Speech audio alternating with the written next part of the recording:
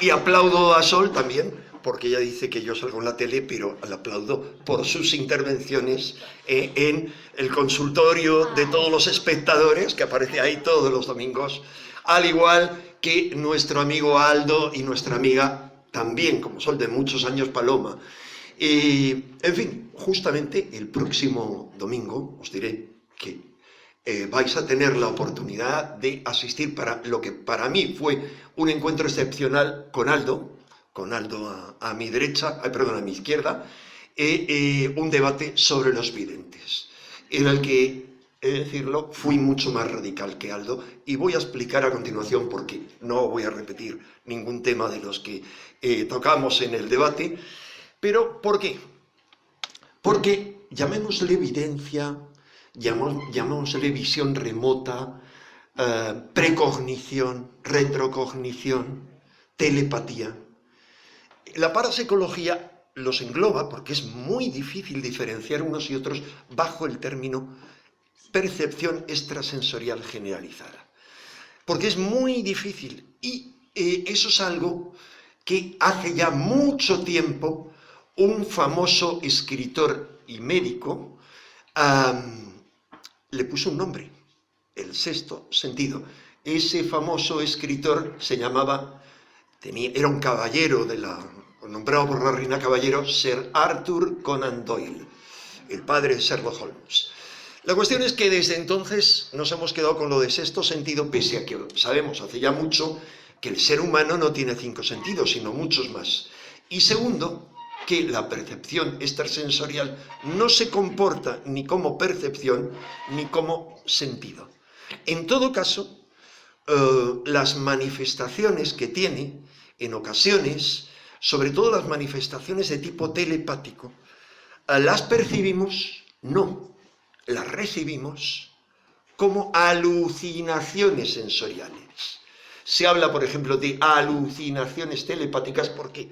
Porque el mensaje que nos manda alguien, especialmente en situaciones de crisis, que es lo más intenso, es decir, alguien muy querido, que está muriendo en ese momento, o que ha sufrido un grave accidente, o que nos hace una petición de ayuda urgente, a veces la forma que tenemos de captar ese mensaje, utilicemos la palabra captar para ser pulcros, es tal que lo que hacemos es ver su imagen que viene a pedirnos ayuda o a decirnos adiós. Por ejemplo, si que lo percibe es la madre del hijo que está muriendo en la guerra, ve a su hijo que viene a decirle adiós.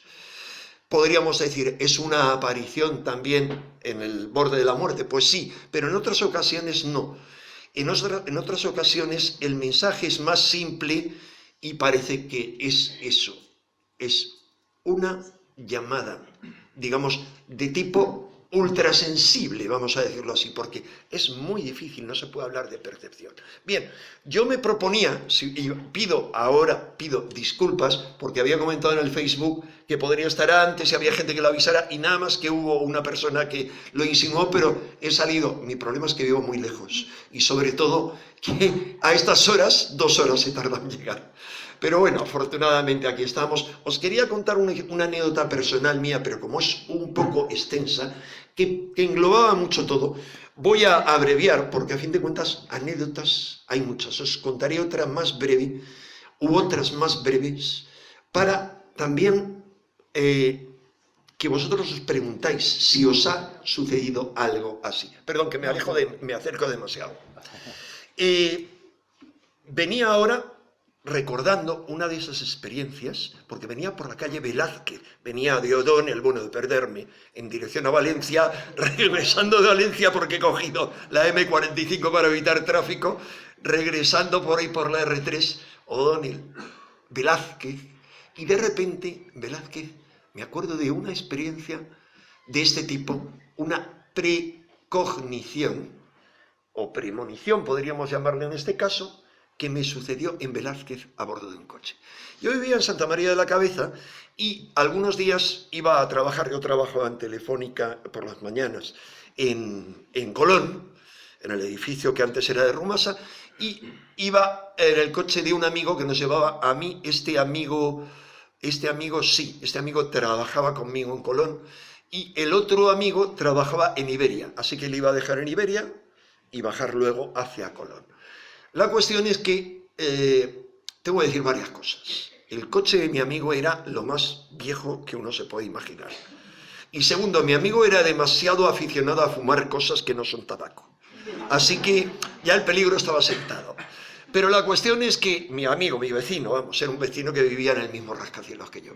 La cuestión es que yo venía en el asiento de atrás en un estado de semisueño. Todo esto cuenta, porque ese estado de duerme-vela es uno de los estados modificados o diferentes de conciencia en los cuales estas cosas se manifiestan con mucha más frecuencia y eficacia. Y vamos a ver luego por qué.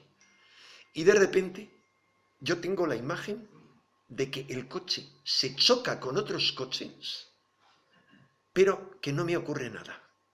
No, perdón, miento. Iba en el asiento de delante, atrás iba el otro, y de repente le digo, por favor, fulano, no menciono el nombre, por favor, frena, vete más lento que nos vamos a dar un golpe. No sé qué, tal. Me chilló más o menos. Y le dije, mira, he tenido un sueño de que nos vamos a estrellar. Eres un gafe, no sé qué. Bueno, mira, da lo mismo. O sea, es que no, le dije un sueño para no decirle que ahora, por favor, como no me hizo ni caso, yo me dispuse a recibir el golpe. Así que me coloqué con los pies así bien firme y efectivamente recibí el golpe. ¿Por qué? Pero ese golpe, ¿cómo fue? Fue que él intentó frenar y se le habían roto los frenos. Porque era un coche de 1940. Le gustaba a él. Se le habían roto los frenos. Así que lo que hizo fue frenar golpeándose con los coches de la izquierda. Bueno, no pasó absolutamente nada. Pero como esa he tenido otras experiencias. ¿Por qué yo y por qué otra gente no?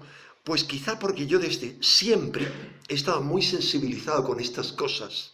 Las he aceptado mucho. He tenido el psiquismo muy abierto. Muy abierto. No he tenido la fortuna de nacer con un psiquismo privilegiado y con la fortuna de que además me lo hayan abierto, como le ha ocurrido a nuestra amiga Paloma, y cualquiera que lea sus libros puede entender por qué. Os recomiendo sus libros, por supuesto, porque son mejores que novelas, porque son novelas vividas. La cuestión es que he tenido otras experiencias que no voy a extenderme, pero curiosamente lo que yo rememoraba era las experiencias que he tenido, ninguna me ha valido para poder evitar el hecho anunciado. En ocasiones no era una experiencia de una premonición mía. Por ejemplo, volvíamos con mi mujer a Marrakech en avión y de repente yo empiezo a alucinar con que el avión se estrella, con que a ver qué llevo arriba en la maleta, que se puede perder. Y yo dije, bueno, al final da lo mismo. Yo me voy a preparar, pero no va a pasar nada, voy a salir bien de esta y las noticias van a hablar de ello. Entonces, bueno, así. La cosa es que no pasa nada. Aterrizamos y cuando aterrizamos le digo, ¿cómo estoy? Que he tenido esta... Y me dice, yo también. Y yo es totalmente, ella es mucho más psíquica que yo, con mucho análisis crítico porque es psicóloga, psicoterapeuta, pero bueno, nos quedamos con esa noticia hasta que al día siguiente veo en la prensa que se ha estrellado un avión, efectivamente. Se ha estrellado un avión con una diferencia de 1 hora posterior con respecto a esa imagen que yo tuve. Y no muy lejos, es un avión que salía de Argelia. Es decir, estaba más o menos en el mismo paralelo mío y muy cerca también, a un meridiano escaso.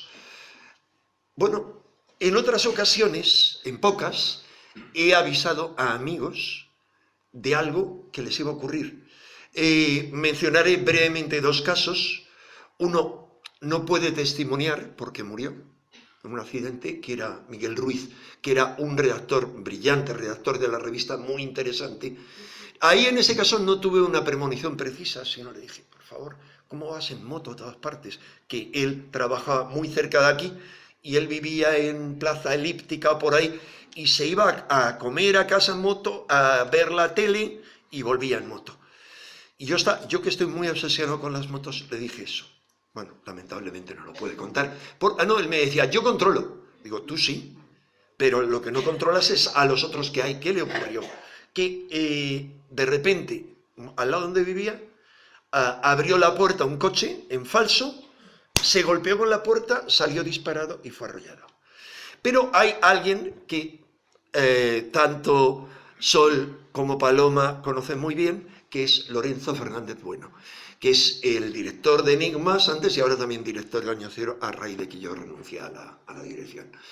Entonces, una vez estábamos, habréis oído hablar que había unas reuniones que montaron muy sui generis el Sertao, una cosa. Y entonces estábamos en una reunión de esas en un restaurante chino y yo empiezo a hablar de premoniciones y me obsesiono con que Lorenzo no coja la moto. Entonces le dije que no coja la moto, y encima de coger la moto se iba a llevar a otro de paquete a dejarle en el metro. Que no cojas la moto, que te vas a pegar un golpe, hasta salir detrás de ellos. Yo tengo esas cosas y las recomiendo cuando haya premoniciones. Uno tiene que ser muy decidido, uno no puede ser timorato, uno tiene que ir al grano. O sea, si tengo una premonición, algo irracional, pero que me puede evitar eso que mi psiquismo o lo que sea me ha anunciado.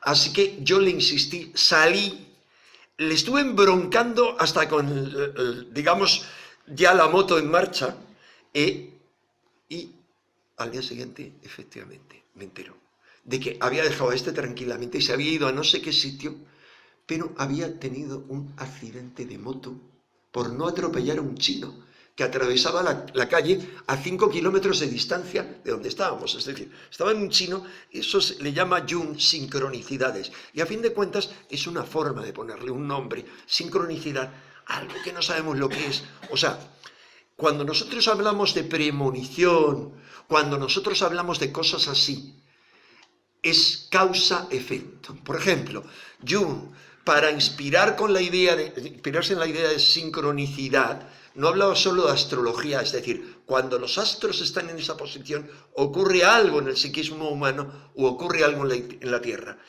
Cuando he hecho el I Ching me permite interpretar una situación, y eso lo comprobó Jung, que era muy amigo de Wilhelm, que es el gran sinólogo traductor, la mejor traducción del I Ching. Él lo había experimentado, yo también. Uno no puede decir, o sea, que hay causa-efecto, no hay causa-efecto.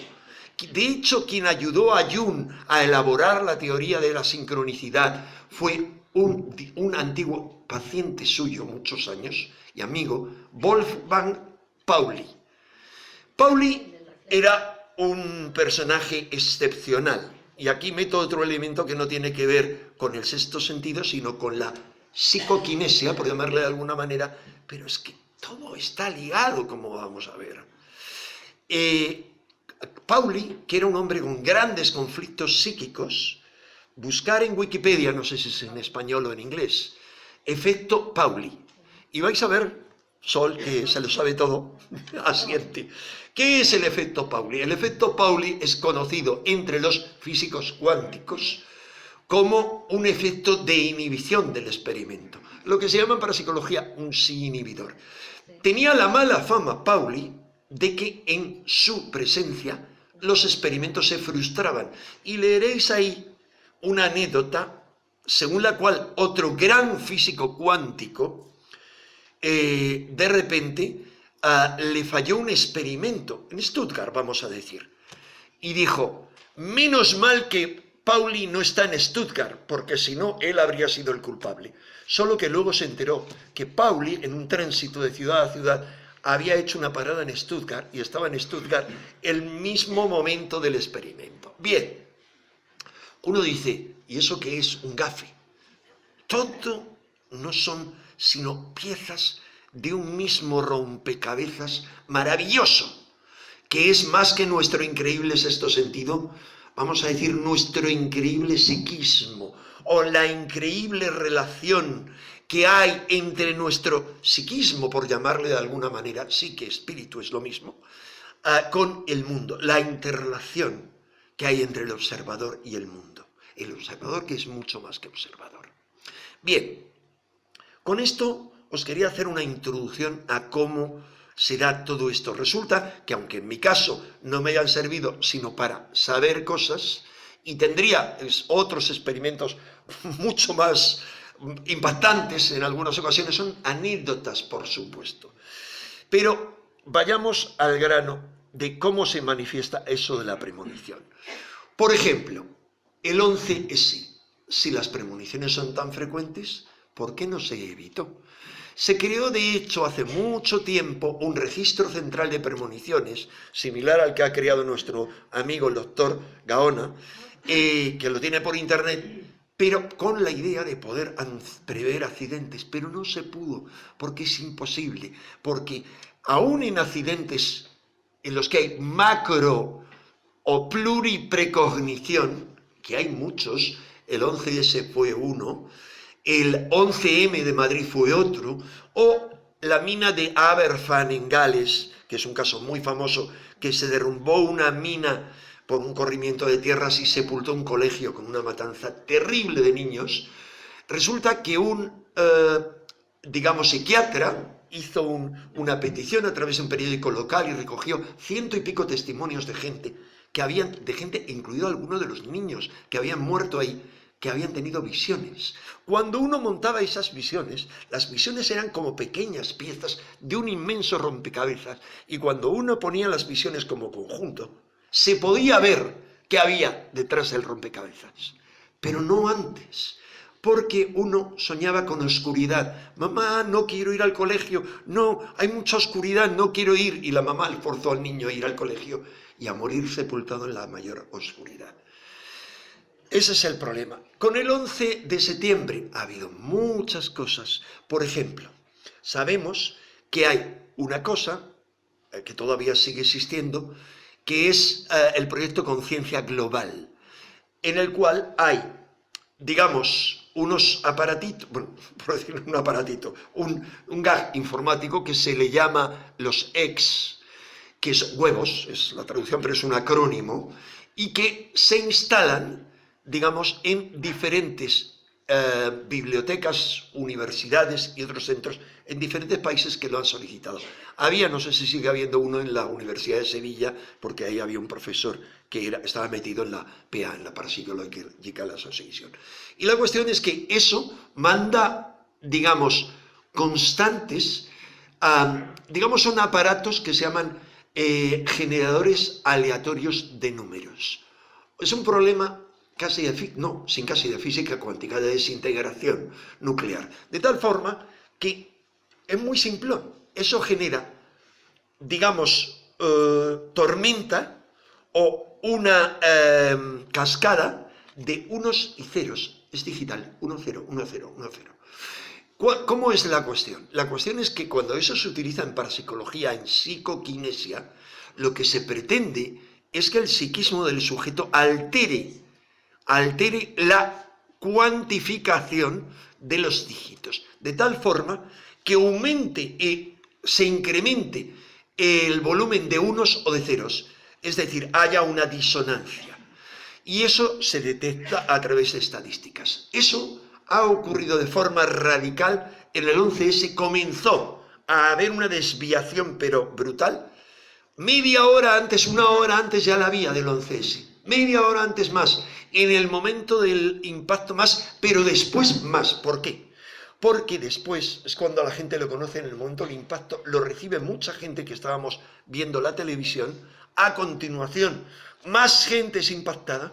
¿Pero por qué media o 1 hora antes? Normalmente, y Paloma, que está ahí la pobre de pie, mi Paloma querida, ella heroica, pues como Paloma sabe muy bien, resulta que hay experimentos, hay estudios, análisis de las premoniciones que indican que en la medida en la que una precognición está distanciada del hecho que va a suceder solo 1/4 de hora, el volumen de aciertos en la precognición es infinitamente superior. Si está separada 3 horas, va cayendo, pero es fuerte. Un día va cayendo cada vez más. 2 días, a partir de ahí decae, y a partir de ahí hay muy poca conexión con el futuro. Porque es como si se diversificaran. No lo sé, esto todo son teorías y cualquiera puede ser cierta o no. Los futuros alternativos, los futuros posibles, no sé si eso es así o no, es pura teoría. Pero la cuestión es que, digamos, ha habido un caballero muy amable y se lo agradezco, que ha permitido sentarse a mi amiga Paloma. Muchas gracias, señor. La cuestión es que ahí se detectó. ¿Pero por qué media hora antes? Pues yo os daría otro dato. Y es, todos los que participaron en esa operación, y por todos los que participaron o estaban al tanto de esa operación, no me refiero solo a los supuestos 19 zombies que viajaban en los aviones, cuya identidad ignoramos, porque sabéis que hay 4 de los nombres que siguen vivos y lo manifestaron. Uno de ellos es un piloto de una línea aérea árabe. Eso lo publicamos en el año 0, cuando yo me atreví. Es decir que, vamos, me moría de miedo. Yo, bueno, me gusta ser valiente para lo que vale. En otras ocasiones es ser temerario. Porque dices, ¿para qué? Eso me lo han advertido. El ser más sabio al que conocí me dijo, ¿para qué? ¿Para qué vas a hablar, como has hablado en el año 0, de los negocios sucios de la familia Bush, o de la masonería en el Vaticano? Si te estás enfrentando a fuerzas muy terribles, y eso va a pasar como una hoja, se la va a llevar el viento. Y es así. La cuestión es que ya me animé cuando una revista francesa, VSD, Vendredi, Samedi, Dimanche, publicó en portada el tema del Pentagate. Y yo ahí me animé, y ya a Bruno Cardeñosa, que solo se ha dedicado a los ovnis, y que esa fue su iniciación en la política y metapolítica y tal, y luego ya se desvió por ahí, el que ahora presenta La Rosa de los Vientos, pues yo ya le tenía preparado y le dije, o sea, tú vete preparando estos informes. Se empapó, escribió luego varios libros sobre el tema, y publicamos eso. Cuando publicamos eso, obviamente, había gente que me decía, ¿pero tú te crees las cosas que publicas? Bueno, hizo falta que se estrenara la película de Moore, Fahrenheit 911, para que esas cosas absurdas que yo publicaba se revelaran, como que había habido movimientos en la bolsa con las compañías que se iban a estrellar, las aseguradoras, etc. Es decir, había inside information, había gente que sabía lo que iba a ocurrir y que hicieron un pequeño gran negocio a costa de eso. Y se sabe a qué países apuntar, en concreto a un país que, por supuesto, sus integrantes no tienen prohibida la entrada a Estados Unidos ahora, pero que es el mayor financiador del terrorismo, que es Arabia Saudí. Y del que sus ciudadanos, incluidos varios de la familia Bin Laden, como reveló Moore en la película, sin lugar a dudas, y yo había contado y me decían, esto es una majadería de Enrique, esto es una chorrada más de estas conspiranoias que él se inventa. Cómo salían en 2 aviones cuando estaba prohibido que saliera ningún avión. Volviendo a esto, la cuestión es que mucha gente soñó, pero nada era capaz de evitarlo. Y sin embargo, tenemos un dato. Y es que las Torres Gemelas en ese momento tenían un volumen de población, digamos, de la medio estable o de la visitante, de los turistas, muy inferior al habitual. Cuando uno lee las estadísticas estaban muy bajas. Han corrido todo tipo de versiones. Por ejemplo, que las compañías israelíes que había ahí habían dicho a sus empleados que no acudieran ese día. Y hay alguna información en esa línea correcta, pero a quienes lo atribuían a un golpe de los israelíes, yo le decía, pues mira qué casualidad. Resulta que solo conozco de cerca a uno de los que murió ahí, y era un empresario judío, hijo de una buena amiga mía judía, a la que tú quizá conozcas, Geraldine Bashrovsky, que trabajaba con Marisol González de Sterling en su momento. Geraldine Bashrovsky, que ahora ha recuperado, no sé si su nombre, Geraldine Levy, más nombre judío imposible, porque el hijo la llamó desde ahí y le dijo, estoy evacuando a mis empleados en helicóptero, porque estaban en un piso alto, no te preocupes, mamá, que ya salgo. Murió. Pero, ¿por qué? ¿Por qué? No había tanta inside information, era imposible. Era una operación programada, era una operación, digamos, metaprogramada, en la cual se habían programado para ese día unos, como sabéis, unos ejercicios de vuelo Apache en todo el territorio norteamericano, incluido en la base de Rota y de Torrejón. Había ejercicios, en Torrejón no lo sé, en Rota sí. Lo había, o sea, estaban en estado de máxima alerta y había juegos de guerra, lo veréis en cualquier película que haya sobre el tema. Con lo cual era imposible prever que eso era algo real. Pero bueno, yo digo, lo que digo es que hubo gente que o de repente se le quitaron las ganas de visitar las Torres Gemelas, o de repente puso cualquier excusa para ir a su trabajo. ¿Por qué digo eso?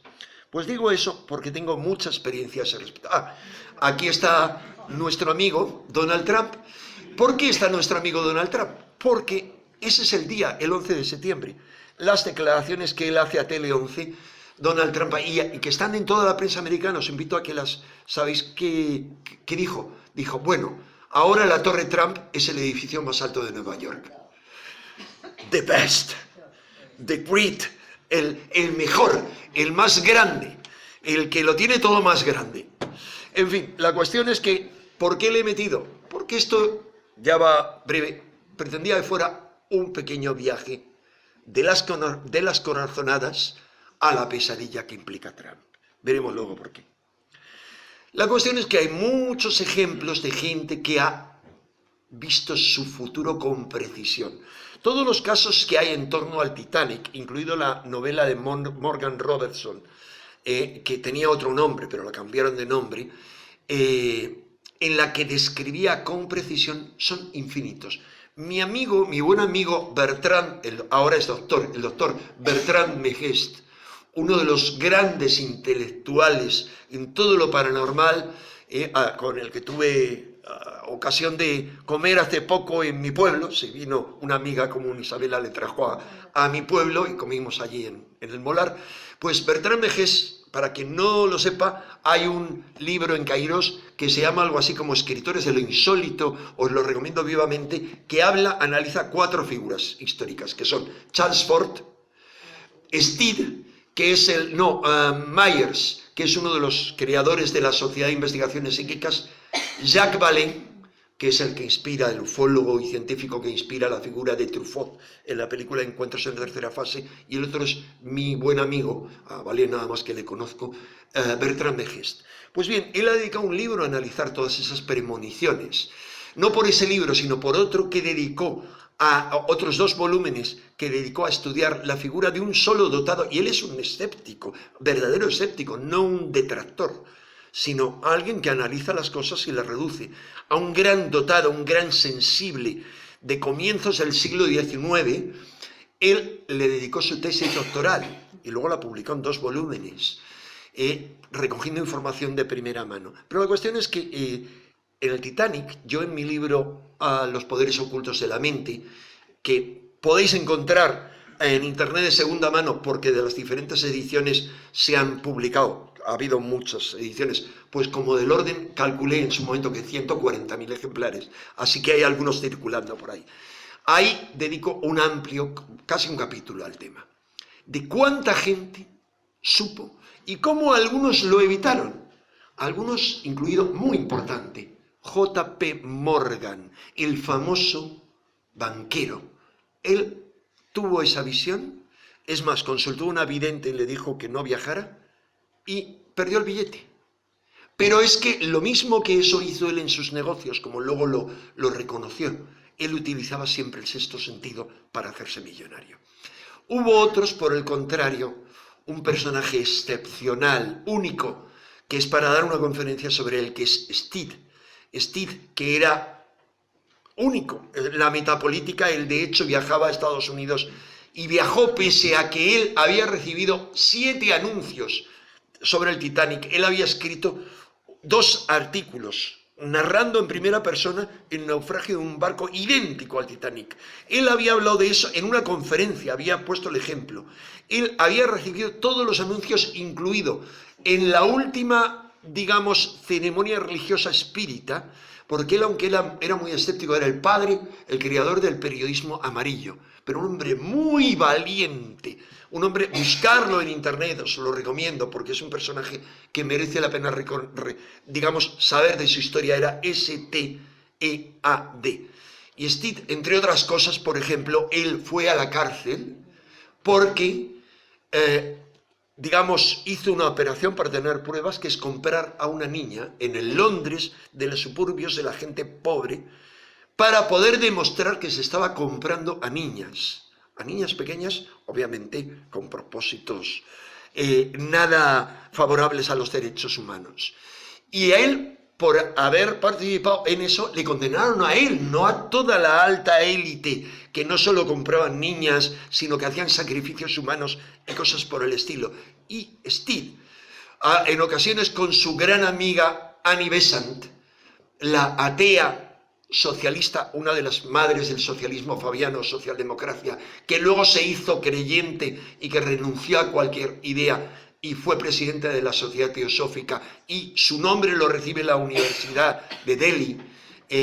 Aparece en la película de Gandhi, por ejemplo, porque ella trató de frenar a Gandhi. Era presidenta del partido del Congreso, que fue el primer partido en gobernar en India. Pues él, ya digo, en una ocasión con su amiga Annie Besant, se plantaba todos los años en esa fecha en la puerta de la prisión con el traje de prisionero para recordar la infamia de esa sociedad. Él murió en el Titanic y él sabía de sobra que iba a morir, no tenía ninguna duda. ¿Por qué? Porque decidió afrontar su destino, porque era más importante la meta que le esperaba al otro lado de Estados Unidos, porque él era uno de los fundadores de la Round Table, o la mesa redonda. Por decirlo así, recibe otros nombres, depende del círculo externo o interno. La sociedad secreta más poderosa que ha habido, político, digamos, y la que ha marcado más el siglo XX. El Consejo de Relaciones Internacionales, o su predecesor inglés, el RIIA, o, digamos, la imitación de estos, que es Bilderberg, o la otra, que es Trilateral, todos se remontan a la Round Table. A la Round Table es la responsable, los miembros del círculo interno, uno de ellos es Sir Lord Balfour. Lord Balfour, primer ministro de Gran Bretaña, tanto él como 3 parientes suyos fueron presidentes de la Sociedad de Investigaciones Psíquicas inglesa, o sea, de la primera sociedad parapsicológica. Pues bien, Lord Balfour, miembro del círculo interno de la Tabla Redonda, escribe una carta a su gran amigo y miembro del círculo interno, Lord Rothschild, que es conocida en 1917, ahora, y no es casualidad en este año excepcional, se cumplen 70 años de ese momento, como 70 años de la Revolución Rusa, como 70 años de las apariciones de Fátima, y uno dirá, ¿y qué tienen que ver? Pues sí, algo tienen que ver todas ellas. Hay un nexo siempre. ¿Y qué tienen que ver los 70 años? Cualquiera que estudie a fondo la Biblia entenderá que hay un nexo. La cuestión es que él escribe una carta que es conocida como la Declaración Balfour, que dice: la reina ve con buenos ojos la creación de un hogar para los judíos en Palestina. Esa es la carta fundacional del Estado de Israel. Y la carta que da derecho, 30 años después, en el 47, a que la ONU vote la resolución por la cual se crea el Estado de Israel en el 48. Bien, él, que forma parte de eso, pero que es lo más noble, que era un idealista absoluto y que él trataba de evitar la guerra, y iba a la reunión a Estados Unidos porque sabían perfectamente, y él tenía la premonición de que se acercaba una tormenta oscura sobre Europa. Bien, como ya hay que ir avanzando, porque quedan 25 minutos, hay algo, todo esto puede ser como un poco etéreo, un poco teórico, pero resulta que hay varios estudios.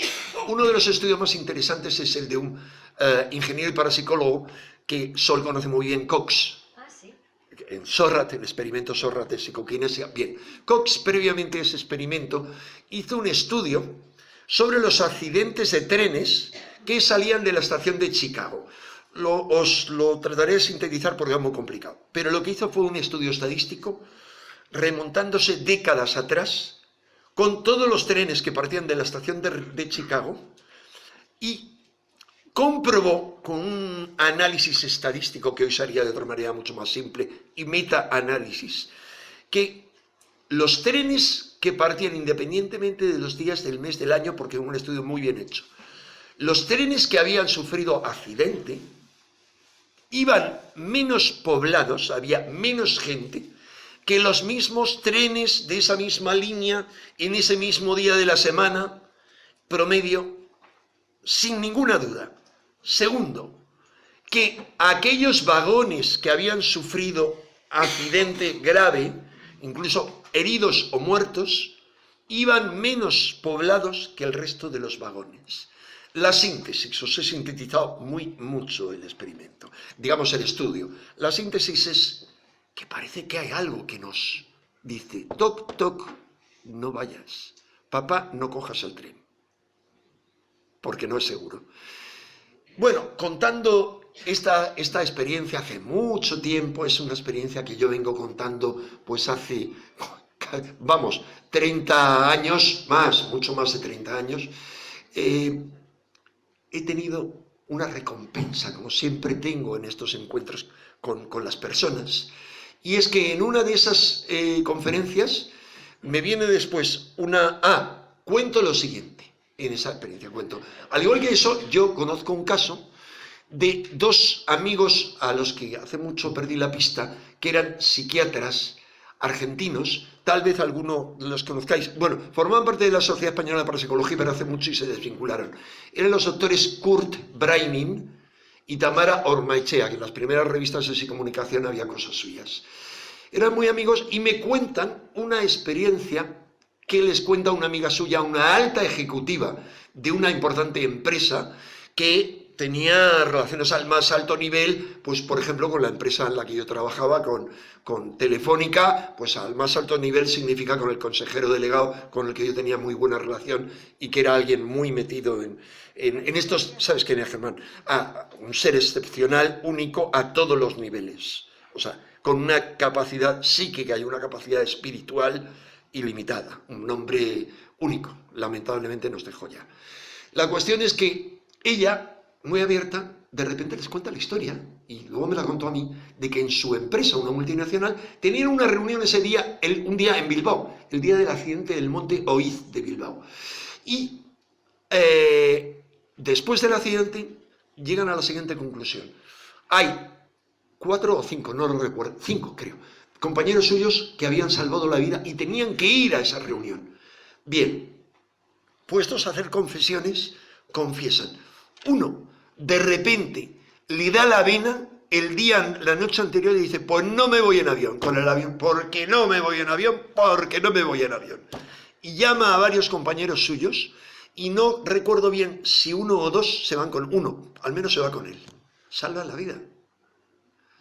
Bien. Y luego hay otra compañera que de hecho se pone enferma, se pone fatal y dice, no puedo ir porque estoy mal. Pero ella reconoce después que no estaba tan mal, que es que se había descompuesto por razones que ignoraba. Y hay otra compañera, creo recordar, que de hecho esa mañana se levanta y dice, no, voy a llamar para decir que estoy mal porque no me apetece nada este viaje, pero nada. Claro. Tenemos 4 o 5 personas, por lo menos 4, que salvan la vida porque tienen esa premonición. O el otro porque dice, acepto la locura de irme contigo en el coche, pese a que tengo el billete de avión, que es mucho más sencillo. Pero ignoramos cuántos de los que iban en ese avión perdieron la vida. Lo ignoramos. Bueno, la cuestión es que lo cuento y me viene después una señorita y me dice, mi hermano, hablamos de la empresa, era de otra empresa, y dice, mi hermano también tuvo una premonición, tuvo un presagio, no cogió el avión y salvó la vida.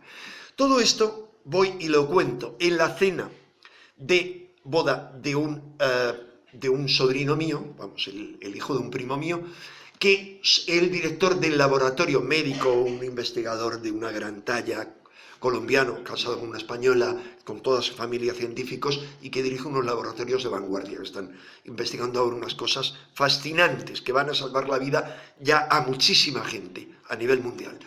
La cuestión es que con él me pusieron en la mesa para que habláramos de nuestras locuras. Y entonces con este hombre estuvimos hablando de nuestras locuras, y él y tal y cual, y me dice, bueno, nos pasó de todo aquel día, aquello fue una fiesta, y había otros muy cabreados, porque entre otras cosas, de repente la luz que había empezó a hacer clac, clac, clac, clac, clac, clac, clac, clac, clac, clac, clac, y ya cabreados me dice, bueno, ¿esto qué pasa? ¿Que lo estáis haciendo vosotros también? Claro, no le iba a contar que hay una cosa que se llama efecto slide, que es la interferencia por emociones del psiquismo humano sobre la iluminación, sobre los aparatos, etc. Eso lo estudió alguien muy escéptico, mi amigo ya fallecido, Hilary Evans, fue el que creó ese término, y yo lo he vivido y sobre todo lo he estudiado en muchísimos casos fascinantes, de tipo paranormal. O sea, me he encontrado con casos y con curanderos que se les daba mucho eso. La cuestión es que de repente me cuenta él y le digo, vamos a ver, pero ¿en qué ocasiones has...? Porque he tenido premoniciones. Ah, por cierto, espero que haya ido a ver a Paloma, porque es que perdí su teléfono y le pregunté a Paloma hace años, te hablé de él, y te dije que es que está empeñado antes de que salieras en la tele, Paloma, o sea, cuando salía muy poquito, pues como yo, poquito. De repente me dice, es que quiero consultar a Paloma. Digo, espérate, tal, que no sé si tiene consulta. Esto hace muchos años y tú me dijiste, claro que tengo consulta. Te quería consultar sobre sus vivencias tremendas de todo tipo. Pero la cuestión es que me dice el hombre, pues por ejemplo, una vez salvé la vida porque tenía que viajar a Bilbao, porque él dirigía un laboratorio en el que hacían todo tipo de estudios, y él quería ir a hacer un estudio a Bilbao, y de repente le dice a la secretaria, el día del accidente del Monte Oiz, pero luego me lo dice después y le digo, le cuento ya mi historia, salvó la vida. Fijaros, un incidente tan pequeño como ese, cómo de repente se obtiene ese eco. Experiencias como la mía y experiencias como la de tanta gente, cualquiera de vosotros, que me cuentan luego lo que les ha ocurrido, es lo que a mí me hace hablar con certeza, no de oídas, sino de intelectualoidismo, acerca del sexto sentido o acerca de la evidencia. Lo que a mí me hace defender radicalmente, como sabe muy bien Aldo, creo que habrán cortado alguna cosa porque la evidencia, aún la evidencia ejercida profesionalmente, que Aldo estuvo más cauto, pues sí, no, y no hay gente que hace otras cosas, ¿por qué no? En fin, no quiero desviarme con ese tema porque ya veréis el debate. La cuestión es que quería, para descansar un poquito, haceros una pregunta. ¿Quién de vosotros ha tenido alguna premonición, ha soñado, ha tenido una intuición? ¿Podéis levantar la mano? Bueno, poco a poco se van a... A ver, por favor, mantener la mano levantada. Pues, bueno, pues hay como unas 30 manos tranquilamente. Es decir, 30-35% también, no sé, es una encuesta sesgada. Me he dedicado mucho a los estudios de mercado y sé que es sesgado porque este es un público cautivo que cree en el sexto sentido y que no viene aquí solo porque haya tenido experiencias, quiere saber más o quiere obtener respuestas. No, porque sois personas abiertas, psiquismos abiertos. Y eso es básico. Uno no puede hacer experimentos con psiquismos cerrados, ni de los sujetos, ni de los experimentadores. En ese programa recuerdas que yo les hice un desafío a Nieves y a Sánchez Oro y les dije, muy simple, como esto es tan fácil, yo os desafío a que hagamos un experimento. Pero se lo hice ahí en directo, Iker ya lo cambió y lo dijo para que lo hicierais Paloma y Aldo contra ellos. Yo decía algo tan simple como nos ponemos nosotros dos y vosotros dos, y hacemos un experimento como los que yo he participado, científico, o he controlado, de visión remota, con imágenes aleatorias en una habitación que no se ven, en una pantalla que las va soltando. A ver quién obtiene mayor volumen de aciertos. Porque yo tengo la absoluta y radical certeza de que voy a obtener, porque ya lo comprobó, mayor número de aciertos que ellos, no porque yo sea super sí, no. Es simplemente porque estoy abierto. Soy una oveja y a mucha honra. ¿Qué son las ovejas? Las ovejas se les llama en parapsicología a los sujetos dúctiles, mientras que a los otros se les llama cabras. Pero bueno, no hay forma... o sea, vamos, de cabra nada, ¿eh? Ni los cuernos. La cuestión es que, si queréis luego saber de cualquiera de estas cosas, pues en el coloquio, por favor. Pero siguiendo esto para ir avanzando, os decía que esto forma parte de un conjunto muy amplio, nuestras capacidades psíquicas, que le ponemos etiquetas, siempre etiquetas. La telepatía, y dentro de la telepatía un montón de posit, pues esto se le llama telepatía sobre el inconsciente excitado, que le llamaba el padre González Quevedo, con el que alguna discusión tuve en su última charla por lo de las caras de Belmez. Tuve un buen meneo, cuando era un chaval. La cuestión es que telepatía sobre el inconsciente excitado, ¿a qué le llamaba él? Pues le llamaba, y viene a cuento que se lo cuente, porque no pude apenas contarlo en ese debate, decía él, al fenómeno que se produce en ocasiones entre el consultante y el vidente, señalo a Paloma porque yo soy un consultante suyo, obviamente, y dicen que en ocasiones se produce, no me ocurrió con Paloma eso, telepatía sobre el inconsciente excitado. ¿Y en qué consiste eso según el padre González Quevedo? Y yo os digo, mi experiencia en su momento, hace muchos años que analicé videntes, se producía mucho, era lo que más se producía. El vidente o la vidente lee mi psiquismo de alguna manera, o mi campo psíquico, lo que sea, y a través de esa conexión o lectura tiene conocimiento de mi pasado, de mi presente y de mis expectativas de futuro. Así que la mayoría está relacionado con expectativas. Pero como dije ahí y sostengo ahora, yo he tenido, me han anunciado cosas imprevisibles, y más que a mí, que yo soy un poquito sí inhibidor, digamos los sujetos, los investigadores, pueden ser sí facilitadores o sí inhibidores. El sí inhibidor, por ejemplo, era Pauli, que jorobaba los experimentos. Y el sí facilitador es el que se lo cree todo, y está muy abierto, también se la pueden colar. Claro, ese es el inconveniente. Entonces yo soy un poquito así. Pero la cuestión es que le pongamos la etiqueta que le pongamos, incluso en telepatía se le ponen 1000 etiquetas. La telepatía, se sabe que hay pares telepáticos más frecuentes. Los pares telepáticos más frecuentes son madre e hijo. Y luego ya madre e hija, padre e hija, padre e hijo, es decir, la conexión siempre edípica o eléctrica, pues es mucho más dada a todo esto entre hermanos. Y desde luego hay una pareja excepcional que son los gemelos, como lo ilustran las anécdotas que contaban los hermanos G, los Bee Gees, que contaban cómo incluso uno había tenido un accidente y el otro había sufrido el golpe, había sentido el golpe. Hay otra manifestación que es lo que llamamos la evidencia o percepción extrasensorial, digamos, independiente del mente del espacio, ver cualquier otra cosa en cualquier otro lugar, no de la Tierra, del universo, porque hay psíquicos que describieron con bastante precisión planetas de nuestro sistema solar antes de que fueran explorados, como vamos a ver luego Ingo Swann o Harold Sherman, y dieron detalles precisos con respecto a Saturno antes de que Saturno fuera explorado, y certeros. O tal vez del otro extremo de la galaxia, como yo estoy firmemente convencido, pero eso es materia de otra conferencia, que hacían los chamanes astrónomos mayas, por ejemplo, que no podían ver, uno cuando ha visitado Chichén Itzá a fondo, como lo he hecho yo, dice, y vale, esos observatorios, ¿cómo les podían permitir ver cosas? Ellos tenían una precisión astronómica increíble, sabían cuándo iba a haber manchas solares, cuándo iba a haber eclipses, y trabajaban con medidas cósmicas. El calendario zólquino de cuenta larga, el calendario sagrado, tenía baremos, no era un calendario tan cortito como pretendían los subnormales, que decían que el fin del mundo se acababa en 2012. No, ahí se acababa la cuenta larga, y eso tenía una significación. Y había 3 predicciones que decían, Yolom Bokté baja del cielo. Y eso tenía una precisión y un significado muy preciso. Y vaya si ha bajado del cielo, y vaya si ha comenzado el periodo de Bolon-Yokté. Pero, ¿qué ocurre? Que ellos, los chamanes, eran capaces de alguna manera, y no lo digo por decir, lo digo conociendo a fondo el chamanismo, eran capaces de viajar psíquicamente y viajar incluso al otro extremo de la galaxia y ver las alineaciones y ver todo lo que eso significaba.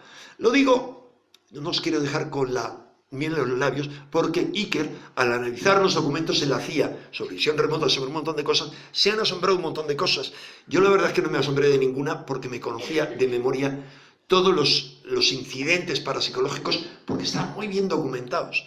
Y, por ejemplo, les asombraba que fueran los visionadores remotos de la CIA, que eran entonces solo del Pentágono, no les había cogido la CIA, se habían ido a las líneas de Nazca.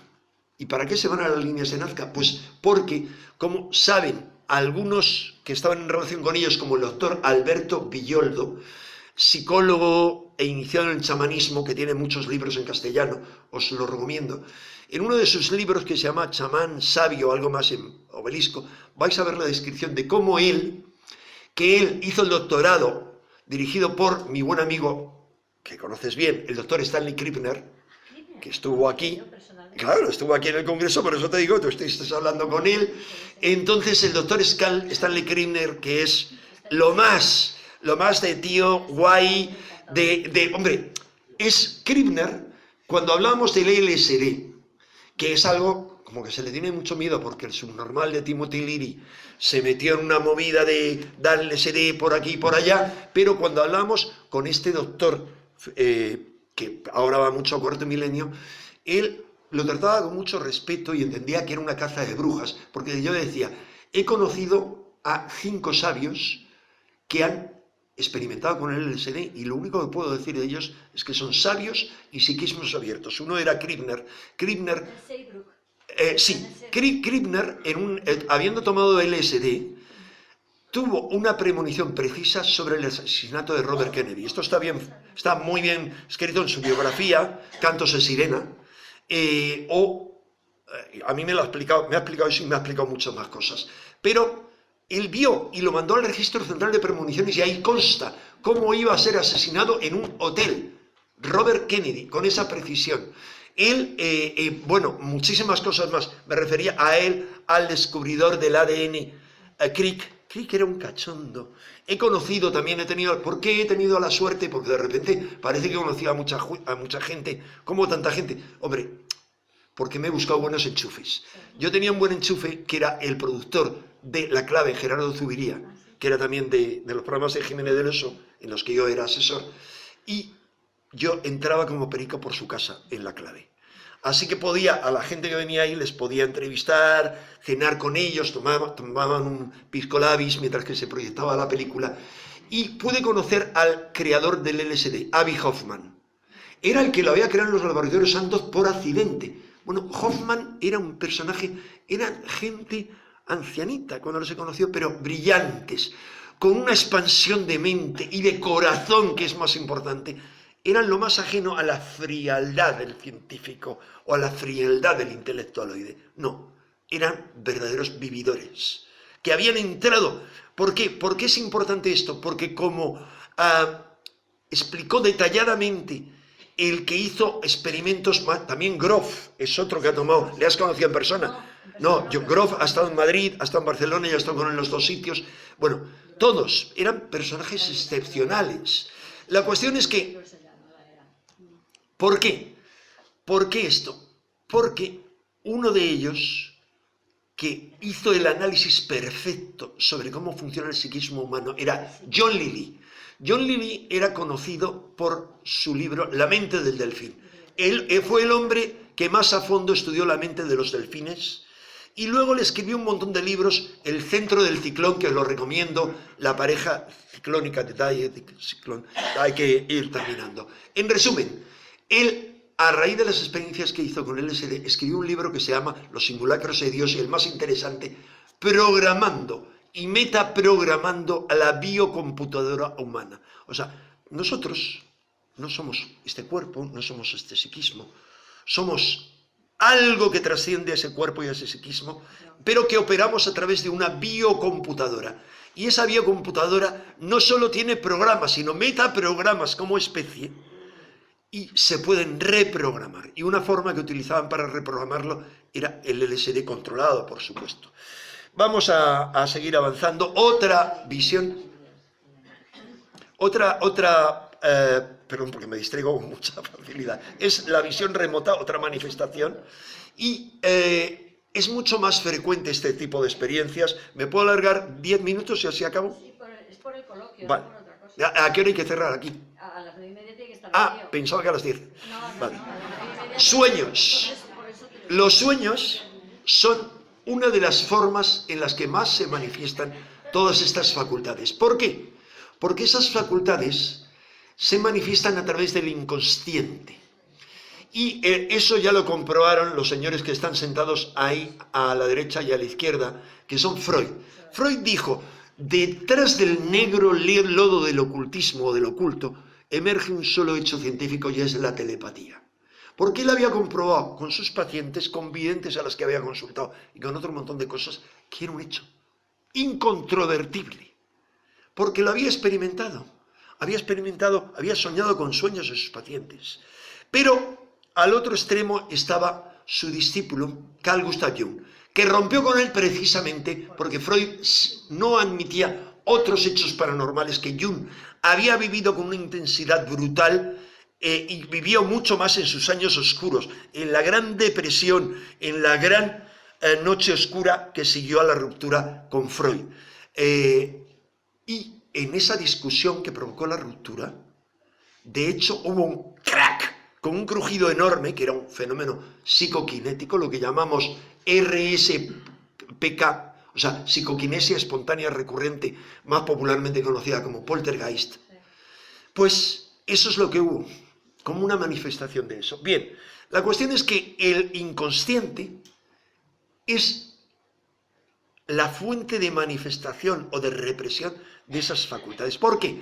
Porque, como ha explicado el psiquiatra Jan Ehrenwald, entre otros, en su libro La conexión telepática, esa conexión telepática se remonta. Piaget, el gran psicólogo infantil, ya lo explicó. La matriz de la telepatía está en el vínculo, en el útero materno, y en el vínculo madre e hijo, porque los dos psiquismos han sido uno solo, no había dos psiquismos, había un solo psiquismo. Y durante un tiempo, cuando el niño poco a poco se va independizando, sigue habiendo un solo psiquismo.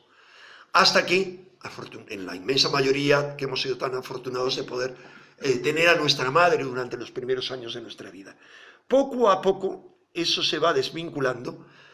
¿Para qué? Y finalmente tiene que haber un corte, una ruptura, porque si no, el niño sería un esquizofrénico, o sea, no tendría personalidad propia, o tendría una dependencia materna como la que tantos hemos tenido y tampoco se han atrevido a cortar de lleno como es necesario cortar. Pero, digo, hemos tenido muy frecuente en los hijos únicos eso. Pero aprovecho para contaros, esto no son teorías. Entre otros estudios, hay un estudio hecho por Rupert Sheldrake, que ha comprobado, haciendo encuestas, cómo muchas madres lactantes que comienzan a trabajar, de repente sienten cuando su hijo les necesita, cuando su hijo quiere mamar. ¿Y cómo lo saben? Porque de repente la asistente o la persona que cuida del bebé les llama y les dice, o ellas llaman y dicen, ¿cómo está mi niño? Está llorando desconsoladamente en este momento. ¿Y cómo lo sienten? Pues muchas de ellas porque empiezan a ver que sus pechos empiezan a emanar gotitas. O sea, a ese extremo llega la conexión. Es indispensable, dicen algunas teorías, que cortemos totalmente los vínculos con esa percepción extrasensorial, que los vayamos cortando progresivamente a medida que vamos formando una personalidad. Y hay algunos que dicen que por eso a los 7 años hay un corte radical. Los niños que habían estado abiertos a otros mundos sensibles cortan esa conexión. Bueno, es una teoría, sea como fuere, porque si no podríamos volvernos locos, entrar en esquizofrenia. Pero los niños viven en ese mundo y luego lo cortan. Afortunadamente, Paloma y otros que hay aquí saben que en ocasiones eso no es así, hay gente que sigue con la... o gente que retoma ese vínculo después. Bien, Sheldrake, que es... ¡Ay, que me he comido a Sheldrake o lo he metido en otro lado! Debía tener hambre. La cuestión es que Sheldrake ha hecho muchos experimentos, entre otros, ha comprobado soberanamente que las llamadas telefónicas, en muchísimas ocasiones, y lo ha hecho experimentalmente, sabemos quién nos está llamando por teléfono. Ha sido mi experiencia con mi madre mi madre de repente cogía y me decía, sí, hijo, y le decía telepatía. Mi madre, que no creía nada en esto, es más, le daban asco estos temas, me decía, no, amor de madre. Telepatía no, amor de madre. Vale, llámale como quieras. La cuestión es que eso está ultra comprobado. Hay mucha gente, pero hay otro que le gustaba decirlo en las entrevistas, que era Fermín Cabal, el padre el que había lanzado todas las medicinas alternativas en España y a nivel de Hispanoamérica, el creador, decía siempre, yo no, o sea, sé que existe la telepatía por mi experiencia, y si no, Enrique le puede decir cuántas veces me llama o le llamo y dice, Enrique.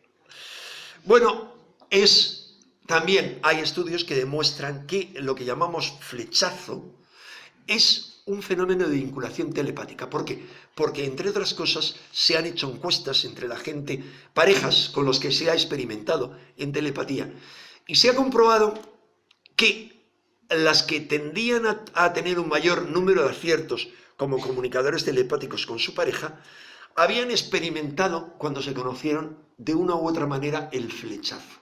O sea, lo decían así. Tendían a ser parejas más duraderas o no, porque las personalidades chocan, pero con una buena vinculación sexual, eso no significa durante toda la vida, pero con algo mucho más especial, con una chispa, algo. Hay la contraparte de eso, y es que Sheldrake también estudió algunos casos, lamentablemente ahí no puedo hacer un estudio a fondo, porque es un tema muy delicado, y es que había gente a la que habían entrevistado él y sus colaboradores que decían que habían tenido una percepción de cuando su pareja le estaba poniendo los cuernos. O sea, habían tenido esa percepción, y es normal, hay una vinculación. Ahora, ¿qué nos dice todo esto? Todo esto, hay un señor que elaboró una hipótesis, es el doctor Rex Stanford. El doctor Rex Stanford elaboró este modelo. El modelo PMIR, que es respuesta instrumental mediada por sí. En síntesis, en lo que se resume es en que las facultades sí, como conjunto, funcionan a nivel de inconsciente, sin que involuntariamente e inconscientemente, de tal manera que influyen profundamente en nuestra vida y nos llevan o al éxito o al fracaso. ¿Por qué el fracaso? Porque muchos estamos metaprogramados. Diría, como norma, una de las grandes metaprogramaciones en la humanidad es para el fracaso. Y tenemos al autosaboteador dentro, porque tenemos mensajes metaprogramados de fondo como ganarás el pan con el sudor de tu frente, parirás con dolor, ese tipo de cosas. Y hoy en día, primero, no hay necesidad de parir porque hay demasiados hijos en el mundo. Segundo, con dolor para nada. Y no es necesario ganar con el sudor de tu frente, no. A veces gente solo con su mente o con un ordenador pueden ganar infinito más dinero. Desde luego lo ganan todos. Trump no ha ganado mucho dinero con su sudor. ¿A qué vamos con todo esto? Y aquí ya vamos a la síntesis. A que estas facultades, hay una teoría que dicen que son digamos, un elemento de supervivencia. ¿Qué quiero decir? Yo no soy reduccionista y no quiero reducir las facultades sí a algo biológico, pero puesto que hay muchos escépticos, reduzcámosla en principio al factor biológico.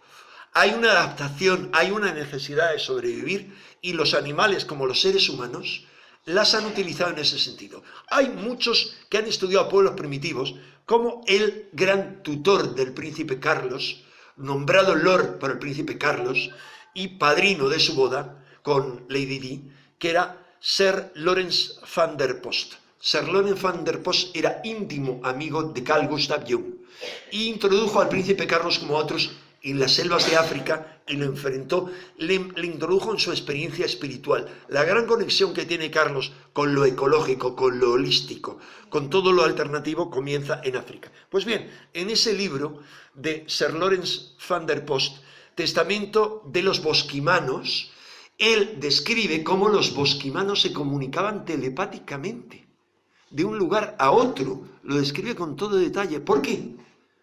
Porque no tenían otros medios de comunicación y desde luego no tenían ni móviles ni internet, ni nada que se le pareciera. Así que a medida que tenemos móviles e internet, eso va en decadencia. Pero hay otro factor, está ultra estudiado, la existencia de esto en el reino animal. lo hemos estudiado entre las mascotas, pero también en animales salvajes, en cautividad o en ganado. Yo he estudiado esos casos. Es todo tipo de facultades, digamos, de encontrar al amo que se pierde. Aquí está Sheldrake. Al amo que se pierde. Saber que el amo va a llevarte al veterinario. Me están diciendo ya que acabe. Ya, acabo ya.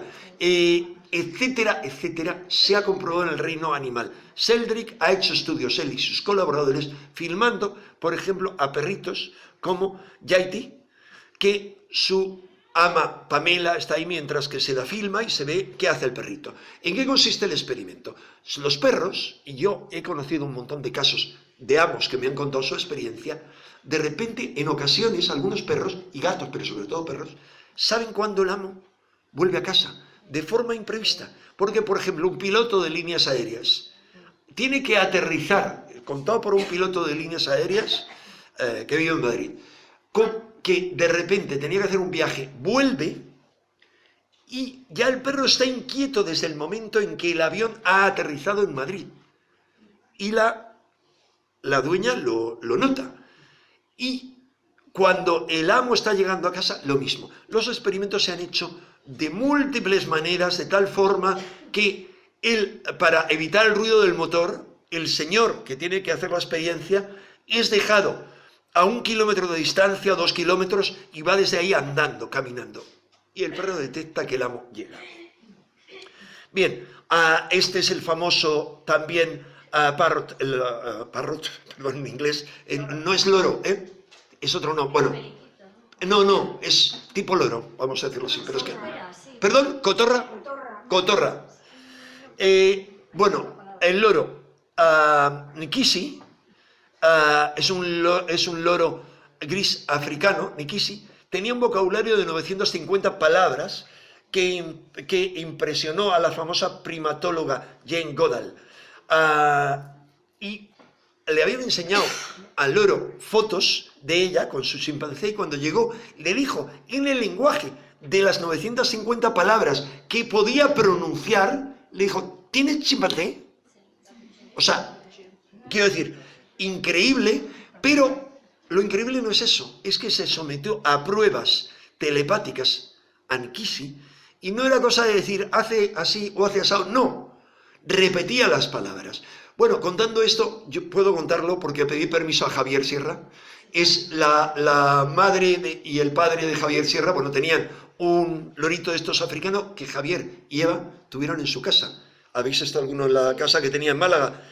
En Málaga, bueno, vivía, pero a una distancia enorme. Desde la entrada de la casa era una montaña y era muy alto, había como 70 metros hasta llegar a la casa. Pues esto contado por el presidente del club Foro 7, que le conoces, ¿no? Sí. Hidalgo, me contaba, bueno, de repente llegaba alguien que había mal rollo con ese alguien, no voy a detallar, no, por parte de Javier y tal, y de repente se oía la voz y el loro empezaba a decir: el pesado, ya viene el pesado.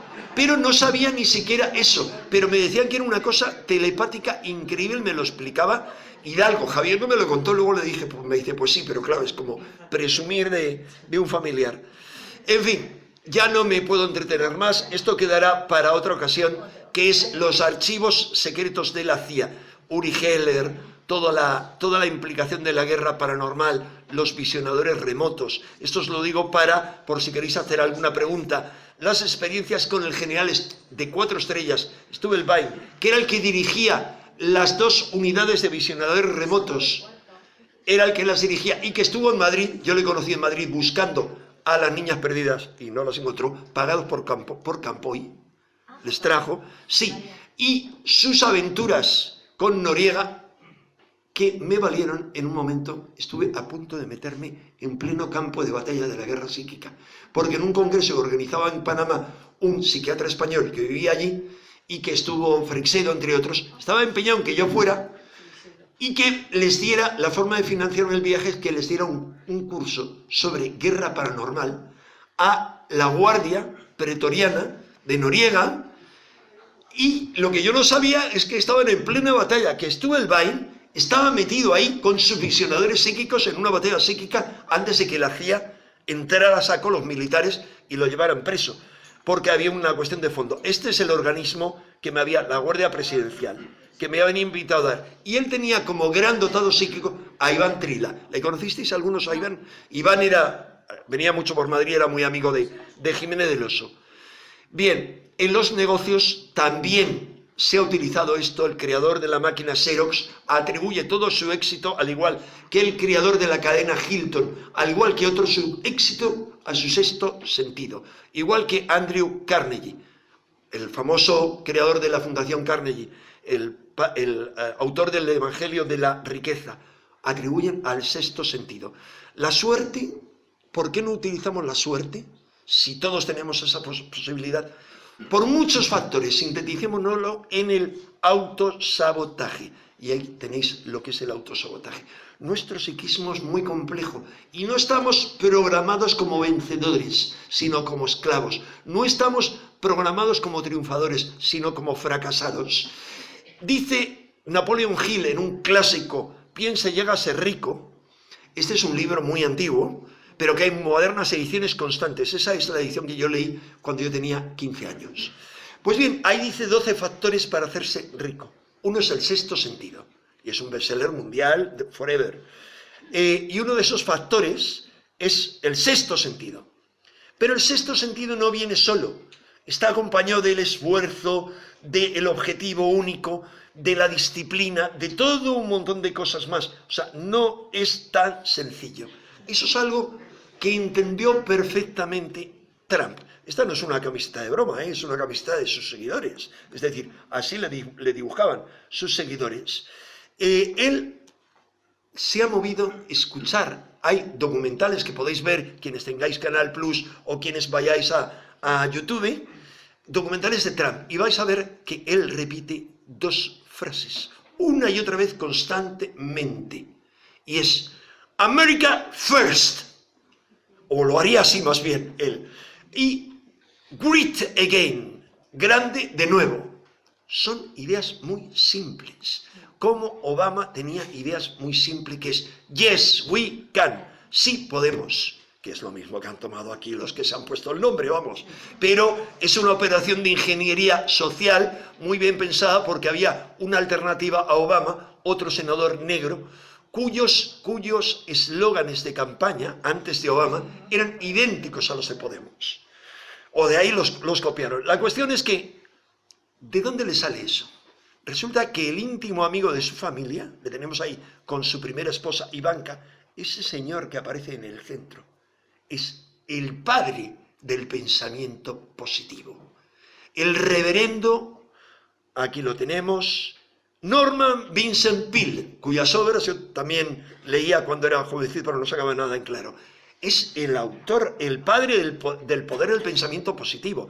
Y él fue íntimo de su familia, era el reverendo de su familia. Lo podéis comprobar en cualquier autobiografía suya en internet, sin más meter las palabras. Y es el que les casa a Ivanka y a él. Y él toma esas ideas al pie de la letra, ideas muy simples, no importa. Es un empresario ultra fracasado.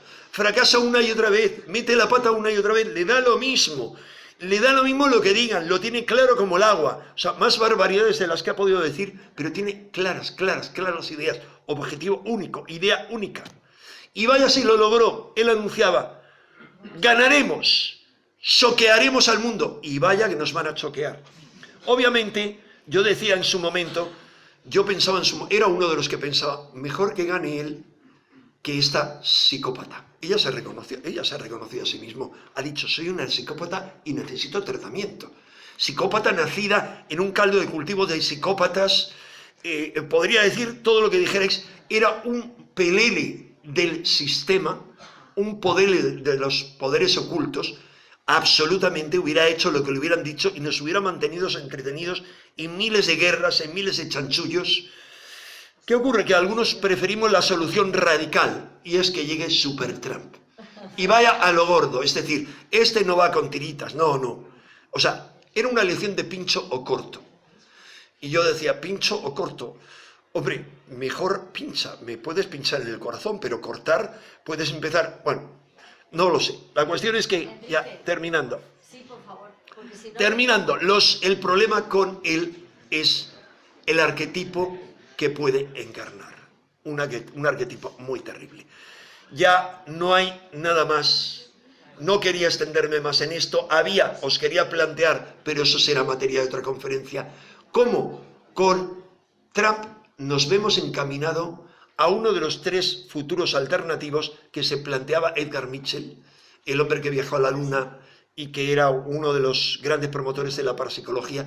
Las 3 únicas opciones que le quedan al planeta: la destrucción de la civilización y volver a comenzar de nuevo. Otra, el crear una dictadura mundial, como anuncia el creador de la Reserva Federal, una dictadura mundial, y que ellos protejan el orden mundial, el planeta. Obviamente a lo mejor les hace falta deshacerse de buena parte de la población, como han propuesto todos ellos. Rockefeller, que estaba detrás de Hillary Clinton. Lo que ocurre es que hemos sido tan necios algunos, y sobre todo muchos conspiranoicos americanos, de pensar que detrás de Trump no había nadie. Y hay gente bien precisa que sabemos hoy en día quiénes son, pero sin discusión posible. O sea, no hay más que analizar su gabinete, quiénes le apoyan, etcétera, o quién apoya simultáneamente a él y a Putin, a su amigo Putin. La misma mano que colocó a Putin en el poder es la misma mano que ha estado empujándole. No lo voy a decir, os voy a pedir que en el debate dejéis de grabar, si os lo pido, porque voy a mencionar quiénes son y qué influencia tan poderosa tienen en su gobierno. En fin, con todo esto ya no me quiero extender más, solo deciros que la tercera opción era lo que decía, a lo que le llamaba Edgar Mitchell la metanoia, la transformación interior que está en los evangelios, la revolución psíquica. Es la única opción, la única alternativa posible, la única que nos puede llevar a dar el salto. La verdadera visión de Superman es esa, es la vía de la revolución psíquica, y la revolución psíquica ya la anunció hace mucho una figura, más mítica o menos me da lo mismo, un arquetipo, Jesús. Es la revolución del corazón y la verdadera lucha, la verdadera toma del reino de los cielos, que se toma por asalto, se toma verticalmente, pero a partir del corazón, no a partir de la frialdad. Nada más os quiero decir que en los duros momentos que vienen, creo que cada vez más duros, no olvidéis nunca que la verdadera lucha no está afuera de vosotros, está en el fondo de vuestras conciencias. Siempre me gusta terminar con esto. Es una lucha entre el sueño y el despertar, entre la evolución y la regresión, entre la esclavitud y la libertad. Nada más y muchas gracias.